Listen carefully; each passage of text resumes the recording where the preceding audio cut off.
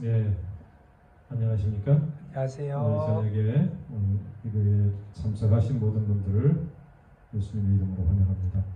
시대의 소망에 있는 말씀을 이어서 강의하겠습니다. 자, 제일 첫 단락에 있는 말씀인데, 사람들은 하나님의 사랑의 높이와 깊이를 알지 못했다. 인간에게는 하나님의 사랑을 알 수 있는 희망이 있었다. 하나님의 품성을 바라봄으로 인류는 다시 하나님께로 돌아갈 수 있었다. 아멘. 자, 여기서 이 사람들은 하나님의 사랑의 높이 깊이를 알지 못했다. 지금 무슨 이야기를 하냐면은 사단과 사람과의 어떤 차이점, 하나님께서 이 구원과 또 죄와 관계해서 저번에 말씀드린 것처럼 루스벨은, 사탄은 하나님을 알았어요. 뭘 알았어요? 하나님을, 그의 선하심과 또 하나님의 공의로우심과 하나님의 사랑과 이것을 쉬운 자 가까이에서 다 경험해서 알았어요. 그는 알면서도 자기의 어떤 높고자 하는 마음과 또 하나님 아들과 하나가 되어서 그 지위에 올라가고자 하는 그런 교만한 마음, 이기적인 마음이 있어서 하나님의 그 제일 가까이에서 하나님을 보고자 했던 그가 하나님을 배반한 것이다. 그래서 그에게는 다시는 회개할 수 있는 기회가 없어졌다고 하는 것입니다. 그리고 천사들도 마찬가지로 그 영들에게는 하나님께서 다시 쓸 수 있는 카드가 없어요. 그러나 인간은 좀 달랐다. 이제 이것을 시대에서 이야기하고 있습니다. 사실 사람들은 하나님의 깊은 어떤 뜻을, 하나님의 마음을, 또 그의 공의와 사랑을 잘 알지 못했어요. 그래서 인간에게는 하나님의 사랑을 알 수 있는 희망이 있었고 그런 기회를 하나님께서 주시는 것이다. 하나님의 품성을 바라봄으로 인류는 다시 하나님께로 돌아갈 수 있었다. 하나님의 품성은 어디에서 나타나 있습니까? 하나님 율법에서 나타나 있고요. 또 예수님의 삶을 다시 계시하신 특별 계신 예수님을 통하여 하나님의 품성을 알 수 있도록 기회를 주신 것이다. 고 볼 수 있습니다.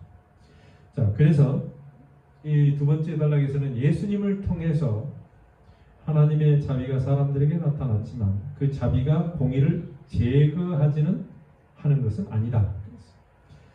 자, 예수님께서 하나님의 자비를 보여주셨습니다. 나타났어요. 이것을 우리는 특별 계시다. 하나님의 성품을 보여주기 위해서 하나님의 품 속에 있는 독생자, 유일하신 하나님의 아들이 이 땅에 오셨어요. 그 자비를 베푸셨습니다. 그런데 이 자비를 베풀었기 때문에 공의가 없어지는 게 아니에요. 누군가가 그 공의를 짊어지고 그 값을 지불해야 되는 것입니다. 그걸 예수님께서 하신 것이죠. 자, 그래서 율법은 뭘 가르치냐면은 공의를 가르치고 있죠. 율법은 분명하게 변할 수 없는데 하나님의 성품도 변할 수 없는 것처럼 율법이 변할 수 없어요.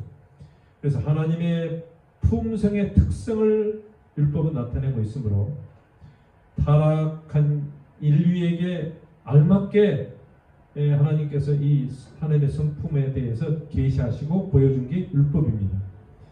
그래서 일정 이력이라도 변경할 수 없다고 하는 것입니다.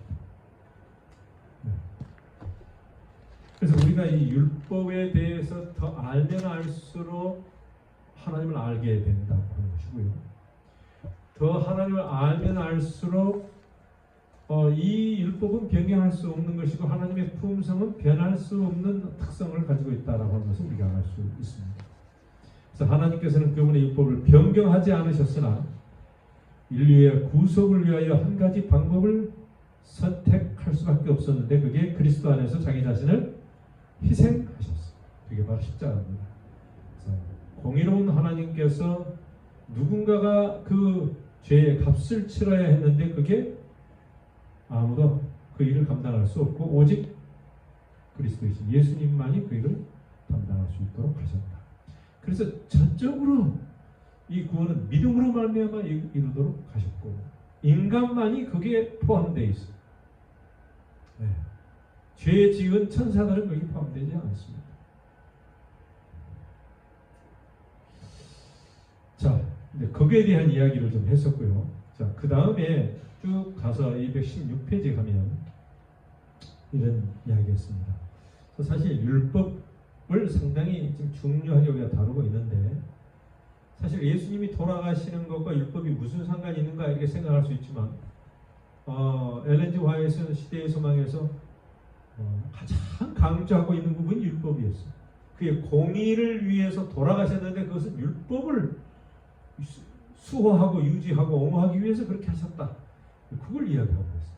그래서 예수님이 만약에 돌아가시지 않았다면 바로 율법을 뭐예요? 율법을 지킬 필요가 없이 되는 것이죠. 예. 그러니까 율법을 지키기 위해서 예수님께서 돌아가신 거죠. 그러니까 우리도 율법을 지켜야 된다고 하는 어떤 그런 논리로 말씀하신 것입니다. 자, 예수님은 율법 때문에 돌아가셨어요. 율법이 공의롭기 때문에 변할 수 없기 때문에 예. 인류가 죽어야 되니까 대신 죽은 거예요. 그러니까 율법 때문에 죽은 거랑 마찬가지죠. 그러나 예수님은 율법을 변경시킬 수가 없어요. 그게 하나의 품성이에요. 뭐 이런 논리가 되는 것입니다. 그래서 예수님이 왜 죽으셔야만 됐는가? 그 무덤에서. 그게 바로 그런 이유고 우리가 그래서 율법을 수호하는 것이 제7일 안식에서 죄를 묻게 인들에게 얼마나 중요한지 모릅니다. 안식일을 포함해서 율법은 우리가 마지막 시대의 대쟁투의 이슈가 되고 그게 하나의 사인이 될 것입니다. 하나의 증표가 된다는 것입니다. 자, 그래서 이제 여기에 보면 제일 첫 줄에 뭐라고 나왔어요? 시작.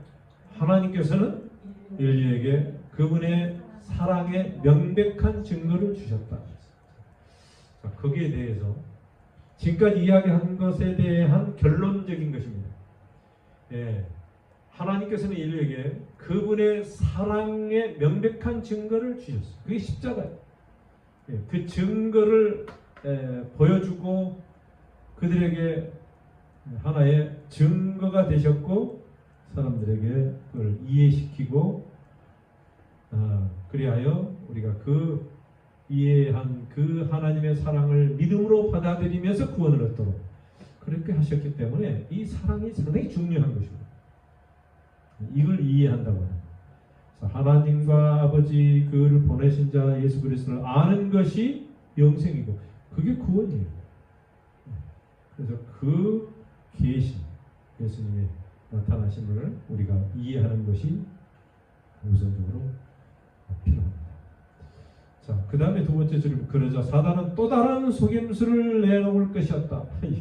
이 사단이 그것을 포기하지 않고 또 다른 전략을 세워서 사람들과 우주를 좀 속이려고 하고 있다.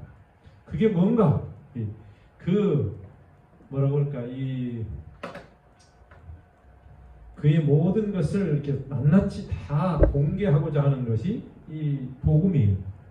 그는 하나님의 자비가 그분의 공의를 파괴시켰고 그리스도의 죽음이 하나님의 율법을 폐기시켰다고 선언했다. 또 다른 이제 이 익스트림이라고 그럴까 이제 약간 좀 극단적으로 빠지기 쉬운 것 중에 하나가 하나님의 사랑이 왔기 때문에 율법이 폐지됐다고 하는 것이에요. 그런 걸 들어봤어요? 예, 사랑만 하면 되고 이제 율법이 필요 없다. 하나님의 은혜로 다 구원 받았으니 뭐 우리가 뭐 또 그 죄짐을 짊어질 필요가 뭐 있느냐? 뭐 이렇게 이제 주장하는 것이 또 다른 사단의 속임수입니다. 지금 전까지 계속 공의를 우리가 공의는 십계명을 포함해서 하나님의 계명이잖아요. 계명이 파괴됐다고 하는 것이죠. 자비와 공의가 어떻게 한꺼번에 같이 공존할 수 있느냐라고 하는 것이 그의 주장입니다.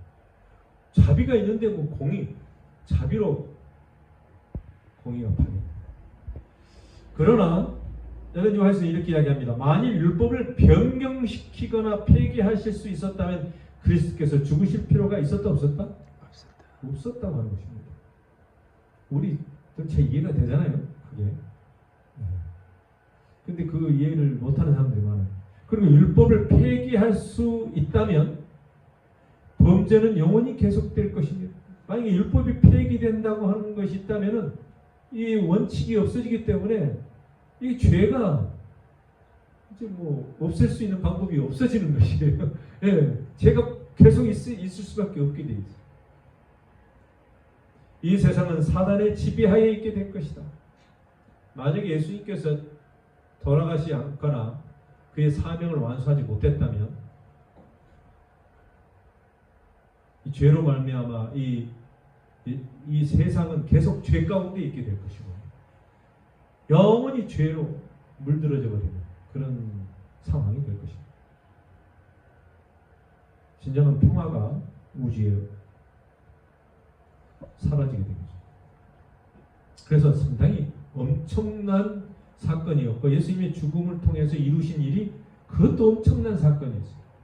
예, 그게 바로 인류의 생존, 우주의 평화가 거기에 깃들어 있었습니다. 율법은 결코 변함이 없으며 인류는 이 교훈을 순종함으로써만 구원을 받을 수 있기 때문에 예수께서 십자가에 달리셨던 것이다. 우리가 분명하게 그렇게 이해를 하고 있지만 다시 한번 이해해야 합니다. 율법은 결코 변할 수 없습니다. 인류는 그 교훈을 순종함으로써만 구원을 받을 수 있다고 하는 것입니다. 여기서는 뭐 우리 재립교회는 뭐 이 순종에 대해서 가르치는 것에 대해서 또 어떤 사람들은 뭐 이 믿음으로만 구원받지 무슨 순종이 필요하냐 이렇게 이야기하는 사람도 있었어요. 이게 정확하게 복음과 전체를 이해하지 못하는 사람은 이 사단의 속임수에 빠질 가능성이 많아요. 왜냐하면 인간의 이 생각이라고 하는 것은 이 두 가지를 다 이렇게 치우치기가 쉽고 두 가지를 다 이렇게 이해하기가 쉽잖아요. 이 믿음을 이해하면 또 순종을 이야기하면 또 믿음이 생각이 잘 나고 믿음하면 또 순종이 잘 생각이 뭐랄까 조화롭게 하지를 못하는 게 인간의 이 뭐라고 그럴까 한계라고 할까요? 그런 게 있어요. 두 가지를 다 공존하면서 볼 수가 없어요. 하나님의 자비와 하나님의 공의를 두 가지를 잘 보지를 못해요. 이게 동전의 앞 뒤를 이렇게 앞에 보면 뒤에가 안 보이고 뒤에 보면 앞이 안 보이는 그런 게 인간의 어떤 그 특성이 있어요. 인간의 어떤 약점이 그게 있어요. 그거를 뭐예요? 사탄은 계속 가지고 속이려고 하는 것입니다. 그래서 한쪽으로 유대인들은 어느 쪽으로 하냐면은 율법만 지키면 된다. 율법으로 넘어가 버려요. 그래서 이제 바울이 율법을 아니다. 율법만 그런 게 아니고 믿음으로 했어요. 그래서 율법이 없다고 아니라 예수 그리스도 안에서 율법을 이뤘기 때문에 그걸 이렇게 설명을 한 것인데 그게 하나의 품성이고 그게 사랑이고 우리의 친절과 모든 것에서 나타나는 어떤 우리 안에서 이루어지는 그런 것인데 그거를 율법 폐지론자들은 그냥 문자적인 율법이 필요 없다고 이야기 또 하는 사람도 있어요. 여러분 이게 참 인간을 어떻게 다뤄야 될지 모르는 것이 있습니다.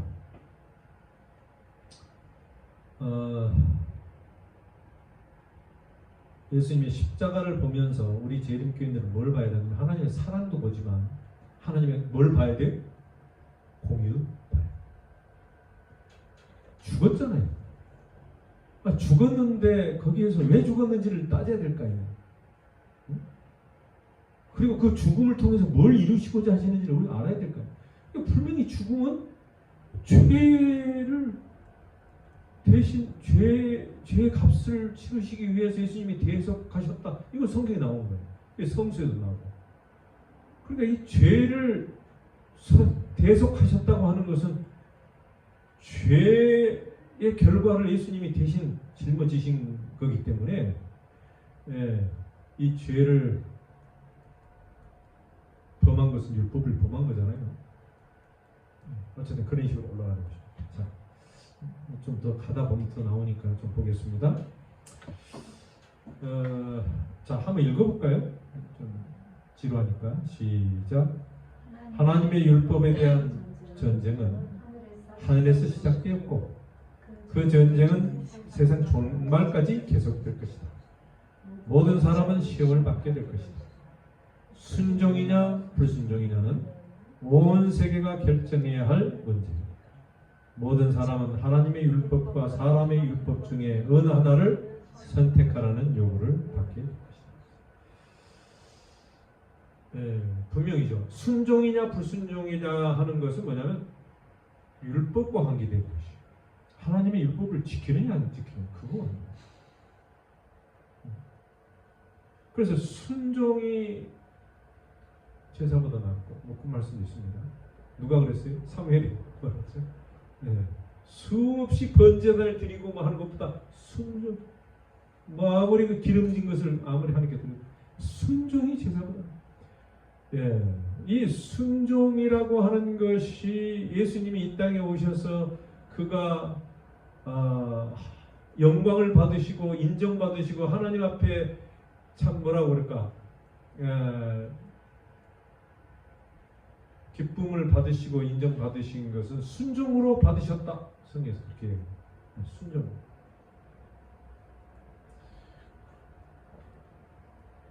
이 전쟁은 하나님의 율법에 대한 전쟁이다. 그렇게 했어요. 그러니까 하늘에서도 시작되었고 이 전쟁은 세상 종말까지 계속된다. 그러니까 율법에 대한 전쟁이에요. 그러니까 제가 처음에 말씀드린 것처럼 하나님의 능력이나 하나님의 어떤 무속하신 어떤 그런 거에 대한 전쟁이 아니에요. 그건 사탄이 알아. 천사들도 다 알아요. 그거에 대해서는 no question. 하나님이 창조주로서 다 하신 건 다 아는데 뭐에 대한 거냐면 하나님의 사랑, 하나님의 율법, 그분의 성품에 대한 도전이다. 이 전쟁입니다. 그러니까 결국에는 이 모든 것이 영적인 전쟁이지 어떤 물리적인 전쟁은 아니에요. 그래서 영적인 전쟁으로 우리가 우리의 마음을 누구에게 드릴 것인가? 내 마음이 순종인가 불순종인가? 하나님의 율법이 하나님의 성품인데 그게 내 마음 속에서 진짜 우러나와서 순종하면서 내 성품이 되고 내 살과 뼈가 되면서 이렇게 살아가느냐? 아니면은 내 마음대로 살아가느냐? 이거예요. 사람의 율법이라고 하는 말은 글쎄 사람의 율법 중에 하나님의 율법과 반대되는 것이지만 이것은 하나님의 형상이 내 안에 하나님에서 이루어지는 것이 아니라 내가 어떤 이기심과 교만심, 그 사탄의 정신으로 아담과 하와에게 그 전파되었던 어떤 전가되었던 그 죄가 내 마음에서 그냥 그렇게 온갖 것들을 만들어내는 것을 사람의 율법이라고 볼 수 있지 않겠어요? 그래서 이것을 뭘 선택하느냐가 달려있다. 그래서 이 바울은 그렇게 이야기했어요. 내가 날마다 죽노라 이렇게 하면서 내가 나를 십자가에 못 박는다 그렇게 이야기하면서 결국 싸움은 나와의 하나님의 율법 나와의 전쟁이에요. 나의 전쟁이지 핑계댈 수가 없어요. 어떤 환경이나 어떤 다른 사람이나 그 어떤 것도 핑계댈 수 없는 것이 뭐냐면은 나와의 싸움 때문에 그런 것이죠. 그래서 하나님과 나와의 어떤 개인적인 관계에서 이루어지는 것이 구원이. 그래서 내가 그것을 어떻게 하나님께 받느냐 못 받느냐, 순종하느냐 불순종하느냐, 싸움이. 그 아브라함과 이삭에서 했던 제단을 바치고 할 때도 그 개인적인 싸움인 것입니다. 아브라함에게는 이삭에게는 그것을 순종하느냐 안 하느냐, 그것도 물론 믿음으로 순종하는 그런 것이죠. 자, 마지막에 그 나와 있는 거 한번 읽겠습니다. 시작. 모든 품성은 적나라하게 드러날 것이며 모든 사람은 저희가 충성의 편을 택하든지 아니면 반역의 편을 택하든지를 보여줄 것이다. 이거 그래서 예수님의 죽으심은 하나의 심판, 하나의 판단하시는 어떤 마지막 심판을 함께 가지고 있는 것이 십자가입니다. 그래서 요한복음 3장 16절에도 보면 하나님이 세상을 이처럼 사랑하사 독생자를 주셨으니 이건 십자가를 얘기하고 있거든요. 그래서 십자가를 주셨으니 독생자를 주셨으니 이는 저를 믿는 자마다 멸망치 않고, 이 말은 심판을 얘기하는 것이고 영생을 얻게 하라십니다. 이것은 뭐예요? 구원을 이야기하고 있는 것입니다. 그래서 예수님이 십자가를 통하여 딱 두 가지 결정이 나오는데 순종이냐 불순종이냐, 하나님의 율법이냐 사람의 율법이냐, 그 다음에 충성이냐 반역이냐, 이게 딱 두 개로 나눠지는 거죠. 양과 염소. 그래서 심판을 봤을 때 사람들이 사랑만 보면 안 된다고. 거기는 분명히 두 가지의 우리가 어떻게 결정해야 될지를 선택해야 되는 자리가 마지막 예수님의 십자가 자리입니다. 그래서 그런 옛날에 어떤 연극 같은 것도 있고 노래도 있는지, 내가 거기 서 있었느냐, 막 그때에. 그 뭐냐면 개인이 그때에 딱 해서 선택을 해야 된다고 하는 것입니다. 나는 예수님을 선택할 것이냐, 아니면 나의 어떤 길을 선택할 것이냐. 그렇게 했을 경우에 예수님을 선택하지 않는 모든 자들은 다 저주를 받고 멸망을 받게 된다고 하는 것입니다. 그래서 예수님의 십자가에서 두 무리로 나뉘게 됐고 갈라지게 됐어요. 그래서 상징적으로 보여주는 것이 강도가 두 명이 오른편 왼편에 있었는데 오른편이 왼편이 모르겠네. 어쨌든 한 강도는 회개하고 돌아왔고 다른 강도는 저주하고 예수님 뭐라 그럴까, 예수님을 좀 그렇게 힐나르게 한 다음에 자기가 죽었잖아. 그래서 이 두 편이 항상 양과 염소처럼 두 편이 있다, 오른편 왼편이 있다, 이렇게 성경에서는 가르치고 있어요. 세 개가 있는 게 아니고 딱 두 개밖에 없어요. 믿느냐 안 믿느냐, 순종이냐 불순종이냐, 하나님의 율법이냐 사람의 율법이냐, 충성이냐 반역이냐. 자, 이렇게 되어 있다고 하는 것을 기억하시기 바랍니다. 자, 그 다음에 함께 읽겠습니다. 시작. 그때의 끝이 이를 것이다. 하나님께서는 당신의 율법을 옹호하시고 당신의 백성을 구원하실 것이라. 그때는 언제예요?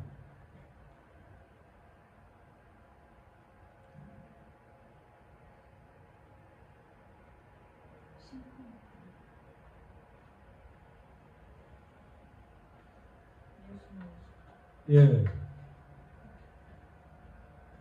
이 끝이 오는 때가 있다 그것입니다. 그때 하나님께서는 당신의 이 세상의 마지막이었죠. 율법을 옹호하시고 당신의 백성을 구원하실 것이다. 그래서 하나님께서는 이 마지막 때에 이루실 일은 하나님의 율법이 폐지된 것도 아니고 처음부터 원래 그 전부터 있었던 게 하나님의 율법이에요. 하나님의 어떤 윤리와 도덕과 하나님의 어떤 그 사랑의 어떤 자비의 어떤 그 모든 성품은 하나님의 어떤 정부, 천국의 어떤 파운데이션, 기초예요. 그래서 하나님의 그 율법을 흔들려고 한 게 사탄이에요. 그것을 굳게 세우고 이루시려고 하는 것이 하나님이신 것이고 예수님이시고, 그래서 율법을 옹호하시고 당신의 백성을 구원하실 것이다. 이게 파이널. 그렇게 되는 것은 하나님께서 독재적인 권력을 휘두르기 때문이 아니다. 사탄이 그렇게 이야기를 하죠. 뭐 하나님은 다 아셨고 또 하나님은 그런 능력이 있는데 뭐 인간이나 사상이 뭐 이렇게 이제 이야기하면서 좀 약간 독재적인 권력이 있지 않나요? 이게 사단의 보통 이야기했습니다. 하나님의 자비를 거절한 자들이 저희가 심은 것을 거두는 것이지 독재가 아닙니다. 하나님의 자비를 거절한 자들은 멸망받습니다. 하나님은 생명의 근원이시다. 사람이 죄를 선택할 때 하나님께로부터 분리되어 스스로 생명에서 끊어지는 것이다. 그래서 그렇게 표현하는 것입니다. 하나님이 그들을 멸한다기보다도 스스로가 죄를 선택하게 되면 생명인 하나님부터 분리되고 어떤 스스로가 그 어떤 죽음의 생명으로부터 끊어진다 이렇게 표현을 하고 있어요. 자기가 결정한 거고 선택한 것이다. 그래서 그렇게 된 것이다. 하나님은 사랑이시고 계속 그렇게 사랑으로 초청하시지만 그 사랑의 연결을 끊어버렸기 때문에 떨어지는 것이다. 멸망하는 것이다. 라고 하는 것이다. 자, 지금까지 말씀 가운데 혹시 질문 있거나 아니면 여기를 코멘트 좀 여러분 추가하시거나 또 거기에 대해서 생각해 볼 만한 율법에 대해서든 죄에 대해서든지 구원에 대해서든지 어떻게 생각하십니까?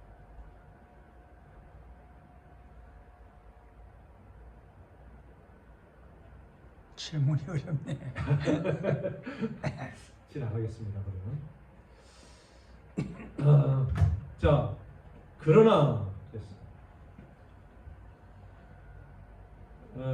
대쟁투가 끝나게 될 때는 그렇지 않을 것이다. 문맥이 좀 없다 보니까 대쟁투가 끝나게 될 때는 그렇지 않을 것이다. 어쨌든 이 끊어져서 생명에서 선택으로 말미암아 분리되어서 생명이 끊어진 것이다. 그러나 대쟁투가 끝나게 될 때에는 그렇지 않을 것이다. 그때에는 구원의 경륜이 완성되며 하나님의 성품은 창조함을 받은 모든 지적 존재자들에게 드러나게 될 것이다. 뭐가 드러나요? 하나님의 성품. 구속의 경륜이 완성돼요. 하나님의 성품이 지적인 존재들에게 창조, 이건 천사들도 포함되죠. 죄짓지 아니하는 그런 어떤 존재들에게도 드러나게 되는 것이 이게 마지막 대정교가 끝난 다음에 모든 것이 드러나게 될 것이다. 특별히 하나님의 성품과 사탄의 성품이 비교되면서 드러나게 될 것이다. 하나님의 율법의 교훈은 완전하고 영원 불변하다는 것이 알려질 것이다. 그래서 하나님의 율법의 교훈이 다 드러나게 됩니다. 불변하다는 것이 드러납니다. 그때의 죄는 그의 본성을 드러내고 사단은 그의 성격을 드러내게 될 것이다. 그래서 이 죄의 본성이 드러나게 될 때에 아마 우리 인간의 모든 죄도 다 드러나게 되고 사탄의 성격이 드러나면서 그 성격으로 말미암아 다 어떤 구원받지 못한 자들의 것도 드러나리라 생각을 합니다. 그때 죄가 근절됨으로 인하여 당신의 뜻을 행하기를 즐거워하고 저희 마음속에 당신의 율법이 있는 우주의 거민들 앞에서 하나님의 사랑이 옹호되고 그분의 영광이 확립될 것이다.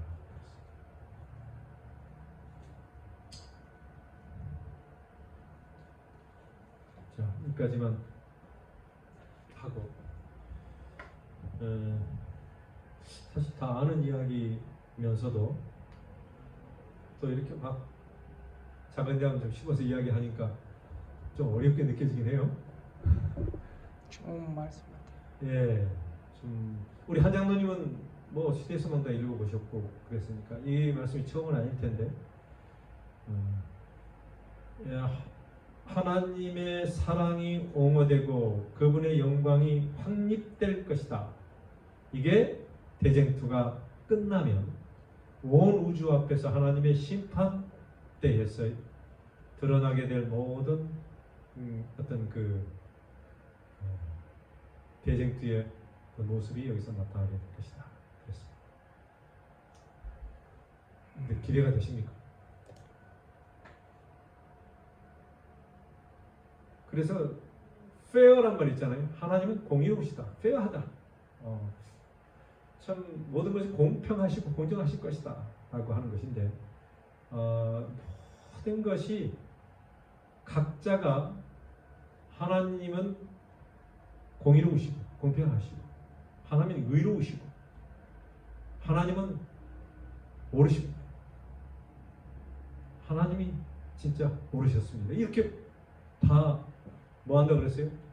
짓고 어쨌든 그렇게 고백한다 그랬습니다. 우리가 예수님이 속혀 오신다고 하는 뭐 그런 종말에 대한 어떤 사상도 있고 또 우리 인생이라고 하는 게 뭐 곧 끝날 수도 있는 그런 시대에 살고 있는데 이런 기별을 받으면 우리가 어떤 생각이 들어요? 여기 어떻게 반응하시겠어요? 뭐 이렇게 기쁨이 있어요? 아니면 좀 염려가 있어요? 아니면 뭐 이걸 전해야 되겠어요? 아니면 어떻게 되겠어요? 지금 이런 놀라운 사실이 이제 곧 펼쳐질 텐데 그리고 이걸 모르는 사람들도 있을 텐데 율법에 대해서도 그렇고 하나님의 성품에 대해서도 그렇고 공의와 자비에 대해서도 그렇고 많이 치우쳐 있고 왜곡되어 있는 부분들이 사탄이 그렇게 만들어 놨어요.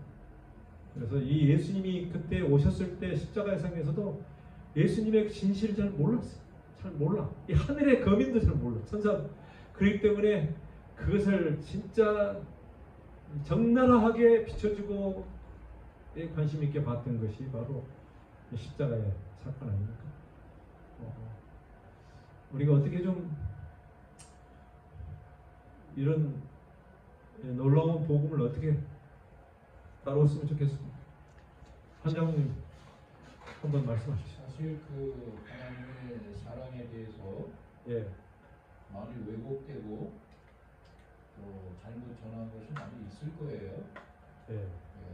그런데 우리가 그것을 더 옹호하기 위해서 어떻게 할 수 있는 일이 더 있을까요? 그래서 뭐 한다기보다도 어떻게 이거에 대해서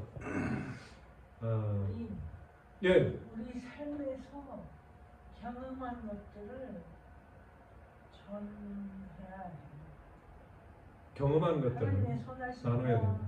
은혜와 뭐 이런 것들을 얘기하면 그런 성경 말씀이 있는데 선전 기이한님들을 선전하잖아요. 우리를 택하셔서 우리가 그 하나님의 성품을 경험하고 그것을 전하는 거. 그게 우리의 사명입니다. 예. 근데 지금 저거 하는 게 그러면 과연 내가 가지고 있는 하나님의 사랑은 올바른가? 여기에 대해서 회의를 가질 수도 있거든요. 뭐라고요? 내가 가지고 있는 하나님에 대한 생각이나 사랑이 예. 과연 한 점도 하나님의 생각과 다르지 않는가? 비춰봤을 때 거기에 대해서 자신이 이렇게 과연 내가 가지고 있는 게 하나님이 생각했으면 그 사랑인지. 예. 그러니까 저도 좀 하나님께서는 우리한테 많이 알려주셨어요. 우리가 하나님을 알 수는 없는데 하나님께서 우리한테 자신을 많이 계시해 주셨어요. 그 첫째로 천연계, 그다음에 우리를 창조하셨고, 그다음에 예수님이 계시고 성경 말씀이 있어요. 그래서 이 모든 것들을 통해서 종합적으로 우리가 하나님을 알 수 있어요. 신유망측하게 창조하신 거, 너무 아름다운 천연계, 꽃, 너무 새와, 그다음에 성경 말씀, 이런 것들을 통해서 하나님이 어떤 분인지 알아야 해요. 그 영생이 하나님을 아는 것이라고 했잖아요. 하나님 잘 모르면 우리 삶 속에서 경험하지 못하고 성경도 잘 읽지 않고 그 다음에 하나님이 어떤 분이신지 생각도 하기 싫어서 그냥 있고 그러면 영생하고 멀어지는 거죠.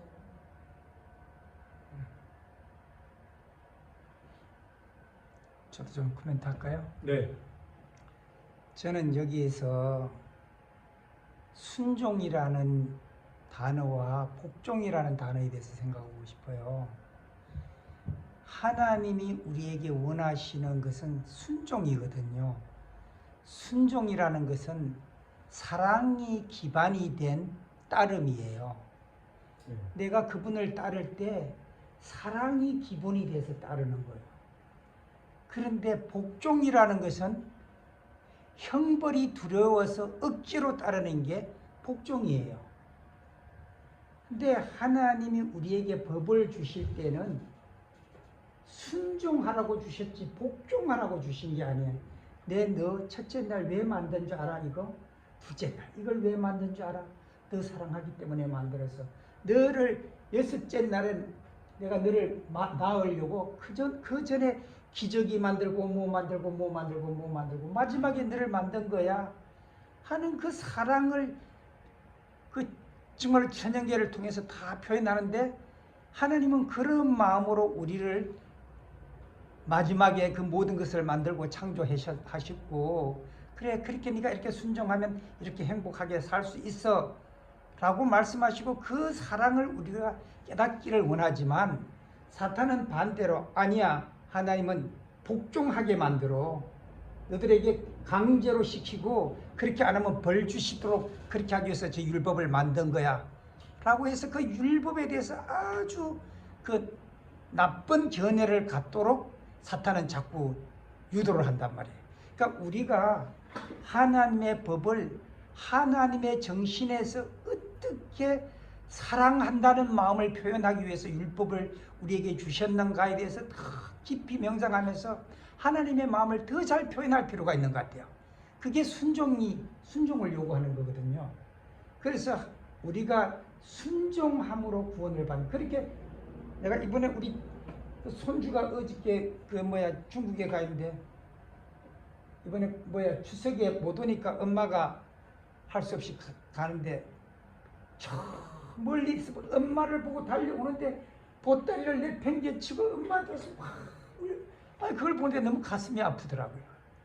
걔가 율법으로 그렇게 하는 게 아니라 그래서 내가 표현이 잘 못하겠는데 다시 한번 하나님은 우리를 사랑으로 순종하도록 요구하시지 벌을 주기 위해서 복종을 요구하시는 분이 아니시다.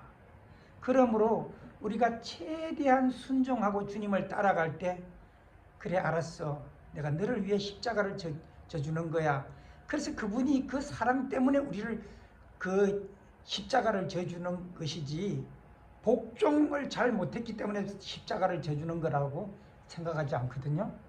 그러니까 우리가 그 하나님의 사랑을 이 율법을 하나님의 성품 아까 목사님 말씀하셨지만 성품 하나님의 성품은 결코 우리를 사랑으로 대하는 것이지 어떤 규율을 가지고 대하는 게 아니기 때문에 똑같은 법이지만 누구는 하나 벌 주기 위한 규율의 잣대로 누구는 하나 잘 인도하기 위한 그 선도의 도구로 이 방향이 다른 거예요. 사탄이 이해하는 율법과 예수님이 우리에게 가르치려고 하는 율법은 각도가 완전히 달라요. 그래서 우리가 잘못하면 사탄이 우리에게 제시하는 율법의 각도 속에서 살아갈 때 하나님에 대한 그 자비함을 못 느끼고 엄격함 속에서 완전히 적대적 관계를 그럼 나 안 믿으면 되지 뭐 구원 안 받으면 되지 엄마 왜 날 낳았어? 이런 식의 신앙을 하도록 만드는 것이 사탄이다. 저는 그런 생각이 들어요. 자, 성경 한번 좀 찾아보겠습니다. 고린도 후서 5장 19절을 찾아보십시오. 자, 바울은 새로운 사람으로 변화되고 사는 사람들이 새로운 피조물이 되고 새 것이 된 사람들은 이렇게 살 것이다 이렇게 이야기했어요. 그래서 고린도후서 5장에 보면은 새로운 피조물이라 새 것이 되었다 그러면서 18절에 화목하게 하는 직책을 우리에게 주셨다. 아멘. 이렇게 이야기합니다. 자, 19절 한번 이거 읽어볼까요? 시작. 이는 하나님께서 그리스도 안에 계시사 세상을 자기와 화목하게 하시며 저희의 죄를 저희에게 돌리지 아니하시고 화목하게 하는 말씀을 우리에게 부탁하셨느니라. 아멘입니다. 그래서 여기서는 뭐냐면 새롭게 되면 하나님과 화목해야 된다. 화목해 됐고 또 화목하게 하도록 그것을 사람들에게 전파하는 그런 일을 나에게 주셨다. 그건데 그리스도 안에서 하나님께서 우리 세상을 우리를 죄인들을 하나님과 화목하게 하기 위해서 화목 제물이 되신 거예요. 화목 제물이. 그래서 화목하게 돼. 화목 제물이 됐단 말은 예수님이 화목 제물이 된 거고 화목을 시켜 가지고 하나님과 우리의 관계가 평화를 누리고 죄가 없이 하셨다라고 하는 그런 이야기를 하고 있거든요. 그래서 사실 이 율법으로 말미암아 구원을 얻는 게 아니고 율법은 우리의 죄를 깨닫게 하고 우리를 예수님께로 이끄는 농학선생처럼 이끄는 거거든요. 대신 뭐냐면 화목하게 시키는 하나의 연결점을 위해서 이제 사용하는 것인데 완전한 율법. 그러니까 율법은 거룩하고 온전하고 변함이 없단 말이에요. 그 율법을 순종한다고 하는 것은 뭐냐면 믿음으로 그것을 예수님의 그것을 그냥 뭐라고 그럴까? 주님을 선택하는 것이죠. 순종하는 것이죠. 그렇게 했을 때의 화목은 하나님의 선물이다 하는 것입니다. 아멘. 그래서 하나님께서 그렇게 하는 자에게 주는 선물이 주어지고 그 선물로 주신 것을 우리가 믿음으로 받아들이고 행동으로 옮겨서 믿음을 표현하는 것, 그게 구원이라고 하는 것이죠. 그래야 우리가 구원을 얻을 수 있지 우리 스스로는 구원을 얻을 수가 없는 것이에요. 그래서 이제 결국에는 우리 교과에서도 이야기합니다만 하나님과의 어떤 관계예요. 관계. 평화의 관계, 사랑의 관계, 그 믿음으로 받아들이는 관계, 의지하는 관계, 이런 관계를 우리가 얼마나 잘 받아들이고 살아가느냐가 그게 달려 있다고 하는 것을 우리가 보여주고 있습니다.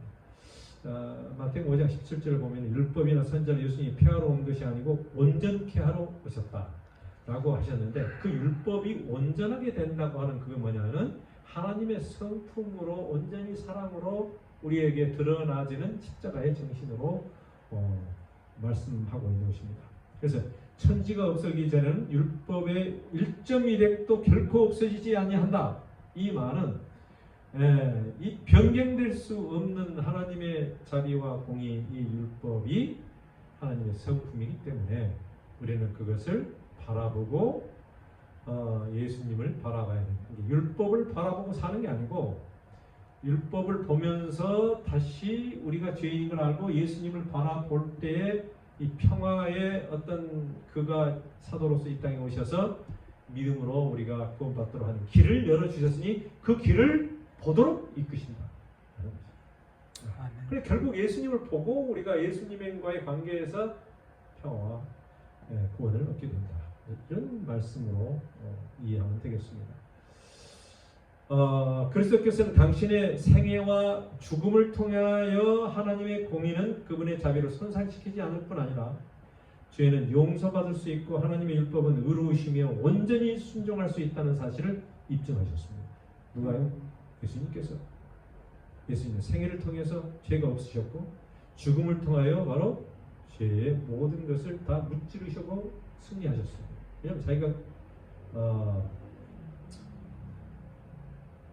예수님께서 바로 그 일을 위하여 오셨고 죽음으로 통하여 그 값을 담당하시면서 다 이루셨다라고 하는 걸 말씀하시는 것은 하나님의 공의와 하나님의 자비를 손상시키지 않을 뿐만 아니라 죄는 용서받을 수 있고 또 하나님의 율법은 의로우시고 온전히 우리가 율법을 순종할 수 있다고 하는 사실을 인정하셨기 때문에 우리도 그렇게 살 수 있도록 그냥 하나님이 개런티를 미리 해두시고 예수님을 통하여 그를 이루셨다. 이번에 교과를 보면 조금 더 좀 더 자세하게 여러분이 좀 더 설명할 수 있으리라 생각합니다. 자, 율법에 대한 사단의 비난은 반박을 당했다. 자, 하나님의 율법은 어떤 것인가? 죄를 깨닫게 하고 사단은 율법을 이용하여 인간을 죄에 빠뜨리게 합니다. 하지만 예수 그리스도의 죽음은 하나님의 율법을 폐기한 것이 아니라 완성하였습니다. 믿음으로 구원받는 사람은 율법의 정신인 사랑을 통해서 사단의 유혹을 이길 수 있습니다. 맞습니까? 네. 그래서 믿음으로 구원받은 사람은 율법의 정신인 사랑을 통해서 사탄을 이길 수 있다. 라고 것입니다. 네. 그러니까 결국 우리가 예수님의 그 사랑의 정신을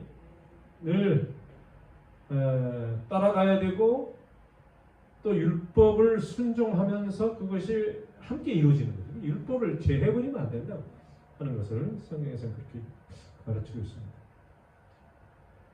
그래서 많은 사람들이 생각할 때 율법은 사랑으로 다 이뤘으니 율법도 필요 없지 않느냐 이렇게 이야기할 수 있는데 그게 아니고 다시 그 율법의 정신이 사랑이니까 그 사랑의 정신으로 율법을 다시 한번 어떻게 해야 돼요?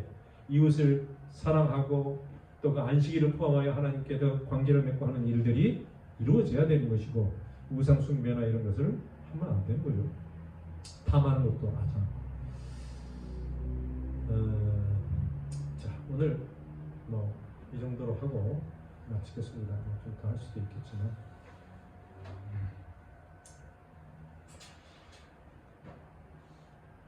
자, 이거 하나 제가 읽어드리고 마치겠습니다. 연애신에 있는 거를 제가 쓰지 못했어요. 그러므로 천사들이 구주의 십자가를 바라보고 기뻐한 것은 당연하였다. 누가 기뻐했어요? 예, 천사들이 구주의 십자가를 바라보고 기뻐한 것은 당연하였다. 왜냐하면 저희가 그때 모든 것을 다 이해하지는 못했지만 그들은 죄와 사탄의 멸망이 영원히 확실해졌다는 것, 왜? 이해하겠어요. 십자가를 통해서 기뻐했어요. 그냥 이제는 죄가 이제 해결돼요. 사탄의 멸망이 확실해져요. 이걸 깨달았어요. 인류의 구속이 보장되었다는 것과 인류의 구속이 보장되었어요. 이 우주가 영원히 안전하게 되었다는 것을 알았기 때문이었다. 그래서 기뻐했다. 그래서 이제는 인류의 구속은 보장되었어요. 이제 어떤 것만 하면 돼요? 믿음으로 순종하기만 합니다. 예수님 그 의지만 하면 다 이루어지도록 그 선택만 하면 되게 되겠어요. 우리는 승리하신 주님 안에서 승리를 보장받게 되었다. 그리스도께서는 갈바리에서 이루신 희생의 결과를 충분히 이해하셨다. 그분은 이 모든 것을 내다보시고 십자가 위에서 다 이루었다고 부르짖으셨다. 여기까지 해서 이 다 이루었다에 대해서 말씀을 다시 드립니다. 그래서 예수님께서는 이 모든 것을 보시고 다 이뤘다. 희생의 결과가 충분히 이루어졌다. 라고 이해하십니다. 같이 기도하겠습니다. 하나님 아버지, 놀라운 이 대쟁투의 구속의 경륜의 이야기가 이 하나님의 종의 길에 쓰여 있습니다. 저희들이 참으로 우주에서 시작된 이 죄와 또 이 서로 선과 악의 대쟁투 가운데서 일어나는 이 신비로운 일들을 보면서 다시 한번 우리의 마음을 더 열어서 신비로운 하나님의 그 말씀을 깨달을 수 있도록 인도해 주시니 감사를 드립니다. 주님께서 이제 이루어 놓으신 이 놀라운 구속의 경험, 우리가 더 깊이 깨닫고 깨달은 것을 더 마음에 깊이 새기면서 이 세상을 살아갈 때 힘과 용기를 가지고 살게 하시고, 주하는 사람들에게 나누어서 그들도 이와 똑같이 기쁨과 용기를 가지고 주님을 맞이할 수 있도록 준비할 수 있도록 도와주시옵소서. 예수님 이름으로 간절히 기도합니다. 아멘. 하늘에 계시는 우리 아버지시여, 이름이 거룩님을 받으시오며 나라의 임하옵시며 뜻이 하늘에서 이룬 것 같이 땅에서도 이루어지이다. 오늘날 우리에게 일용할 양식을 주옵시고 우리가 우리에게 죄진 자를 사하여 줄 것 같이 우리의 죄를 사하여 주옵시고 우리를 시험에 들게 하지 마옵시며 다만 하옵소서. 나라와 근세와 영광이 아버지께 영원히 있사옵나이다. 아멘. 감사합니다.